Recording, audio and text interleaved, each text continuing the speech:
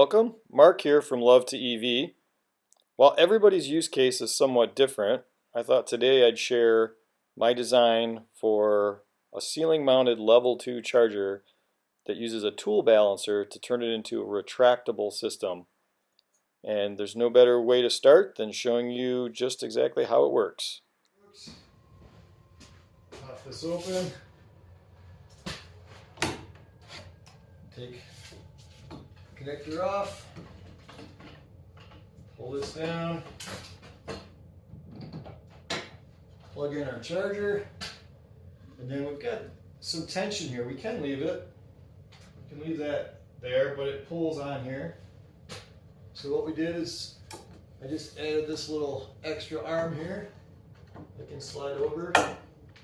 And now that takes off any strain off of the cable here. And then we can just put that back away. So when we're all said and done, we'll just snap that off of here. Get this out of the way. Disconnect our charger. Run that back up. I just invert this. Snap it back in. And that's it. So let's take a look at some design considerations in case you want to take on a project like this for your application. The first thing you may need to check for is to see if you have a high enough ceiling that can even support the use of a tool balancer and the cable that needs to be extracted. So as we see here, I've circled the tool balancer up in my rafters, and now I've highlighted the length of the full extension of the cable itself. I actually had to do some looking around to find a tool balancer that was over 6.5 feet in length when fully extracted. Some of the tool balancers only would go 4 feet, and that was a big restriction for me. The next thing we have to look at is where would we actually clamp the cable along the actual level 2 charger cable. And obviously this is something you play with and you make adjustments as you go. But what we highlight next is you got to look at how long is the cable between the clamp and the connector to the car, and if you combine that with the tool balancer cable length, can you actually reach the vehicle? Can you get it far enough to where you need to go? So this was part of doing the measurements and the design work to decide, could I actually pull this off? The next thing you'll have to decide is what weight rating do you need for your tool balancer. Tool balancers basically have a knob or an adjuster on there to change the spring rate. So in the case of mine, you see that it's actually rated between 5.5 and 11 pounds of weight. And the more weight you need, the more expensive they get. I actually, that sounds silly, but I actually took the cable for my level 2 charger, the amount that I thought was going to be hanging, and I stood on a scale and weighed that out and came up with, boy, I better have something around 10 pounds of weight to handle. And so that's what I went with. Yes, the next problem in my case was the garage door.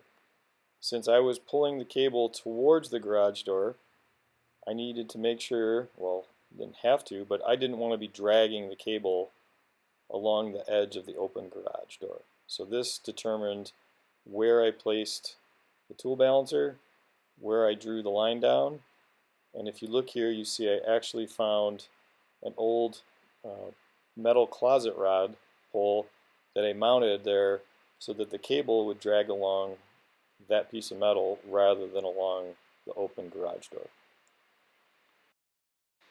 We also need an adapter to store our charge connector up and out of the way. Fortunately, the internet and Amazon have a whole bunch of very cheap ones that you should be able to get.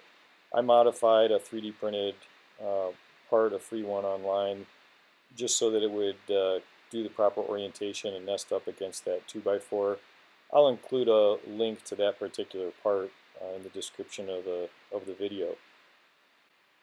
Make sure in your design you pay attention to the orientation of the connector. You see I have mine actually somewhat inverted, and that helped keep the cable up above my head so that I could walk under it easily. I think the last thing to really show you is just the connector between the metal cable and your electrical level 2 cable. I found this little rubber loop assembly that made it super easy to bolt it on. And then lastly is I'm showing how I created that little strain relief piece out of wood. I don't know if it's really necessary. It depends on whether you feel that the spring is pulling the cable too tight and is going to damage your connector on the vehicle. I added it. It's easy to use and handy, but you'll have to make the decision if that's something that you would want to worry about. So with that, I think that's about all I can show you, and we can just address the parts list here real quick. So I've mentioned the tool balancer, which I purchased on Amazon. I have these rubber hose clamps for binding onto the cable, and then those actually connect to these Ace picture hanger ones because the tool clamp or the tool balancer I purchased basically has a snap fitting on the end, and that just clips right onto that ring beautifully. And I will put links to all of that in the video description. And if you have any questions, please leave them in the comments, and we'll see if we can help you guys out. Thanks a lot.